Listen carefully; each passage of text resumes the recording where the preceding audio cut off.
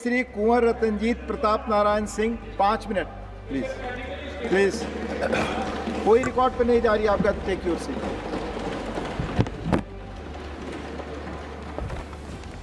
उप सभापति महोदय, आपने मुझे बोलने का समय दिया, मैं इसका आभारी हूं।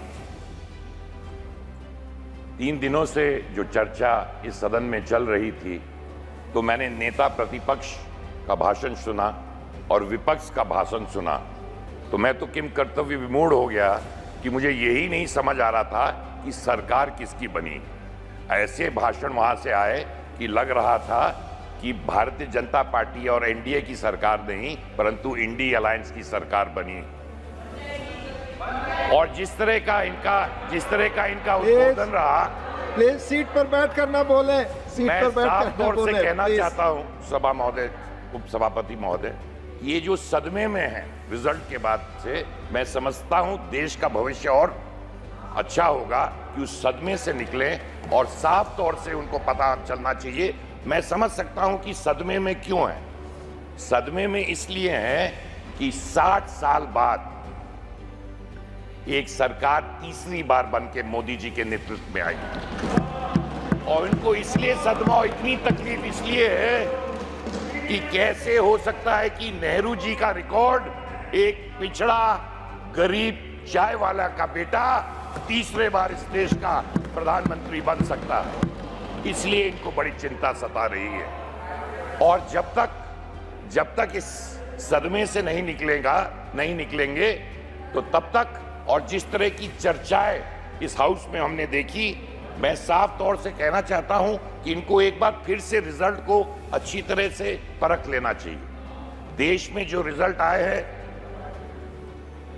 99 सीट कांग्रेस पार्टी ने जीती, 99 सीटें, जो 18% सिर्फ होता है, और 99 सीट जीतने पर इतना घमंड है। आप समझिए अगर 150 सीट जीत लिए होते तो क्या घमंड होता, और 99 सीट पे इतना घमंड, और हमें बताते हैं कि हमें घमंड नहीं होना चाहिए।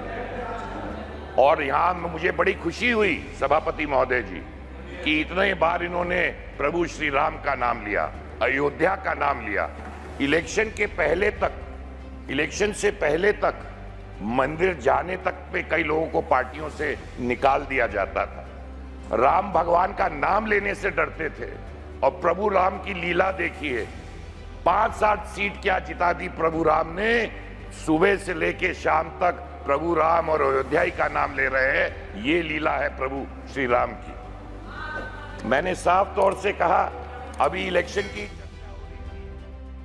में सिर्फ लोकसभा की जीत नहीं हुई, उड़ीसा में इनको नंबर्स देखने चाहिए, इनको आंध्र प्रदेश में देखना चाहिए, इनको अरुणाचल प्रदेश में देखना चाहिए, इनको सिक्किम में देखना चाहिए कि कितनी बड़ी हार हुई। साफ तौर से मैं ये कहना चाहता हूं कि गांधी जी ने 3 बंदरों के बारे में जिक्र किया था, अच्छा ना बुरा ना देखो, ना सुनो और ना बोलो, परंतु इन्होंने ये मना नहीं किया था कि अच्छी चीजें न देखो, अच्छी चीजों के बारे में न बोलो और अच्छी बातों के बारे में न सुनो। तीसरे बार अगर दिक्कत यह है, जो तीसरे बार मोदी जी के नेतृत्व में सरकार बनी है, संकट इनको यह है कि कैसे बनी है, कैसे बन गई। तो साफ तौर से जो भारतीय जनता पार्टी कहती है, एनडीए कहता है, वो करके दिखाता है। गरीबों का सिर्फ हमने नारे नहीं दिए हैं, गरीबी हटाओ, आज गरीब को हमने सहारा दिया है, इस सरकार ने गरीब को सहारा दिया है, और साफ तौर से राष्ट्रपति जी ने इसमें अपने उद्बोधन में इसका जिक्र भी किया था। ये हमेशा हमने देखा, तमाम हमारे विपक्ष के नेताओं ने साफ तौर से कहा कि ये सरकार अमीरों के लिए है। अरे साफ तौर से 5 करोड़ आवास अगर आज गरीबों को मिलते हैं, सर अब ऐसी बात है, मैं कांग्रेस पार्टी अगर टिप्पणी करना चाहती है तो मैं इस पे कुछ कहना नहीं चाहता हूं, पर इतना साफ कहना चाहता हूं, उधर भी जब था तो लीडर ही था, बूट लेकर नहीं था, इधर भी हूं तो लीडर हूं, बूट लेकर नहीं हूं।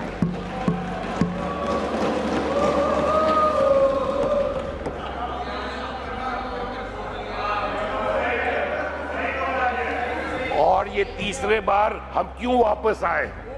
तीसरे बार हम क्यों आए हैं? हम इसलिए आए हैं कि मोदी जी ने गरीबों के बारे में सोचा, दलितों के बारे में सोचा, पिछड़ों के बारे में सोचा।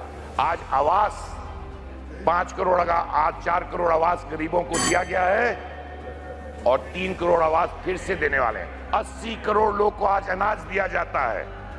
मेरा समय समाप्त हो गया है, पर मैं इसी में समाप्त करना चाहता हूं।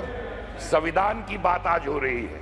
मुझे बड़ी खुशी है कि 75 साल बाद विपक्ष को अमृतकाल में कम से कम कॉन्स्टिट्यूशन को दिखाने की तो ताकत आई, क्योंकि उसको आज तक उन्होंने फॉलो नहीं किया है और नेता पक्ष ने बहुत साफ तरीके से उसका जवाब दिया था। मैं सिर्फ यही कहना चाहूंगा अंत में कि आपको देश ने विपक्ष में बैठाने का मौका दिया है। आप मिलकर इस देश को विकसित बनाने के लिए कार्य करें। बहुत बहुत धन्यवाद।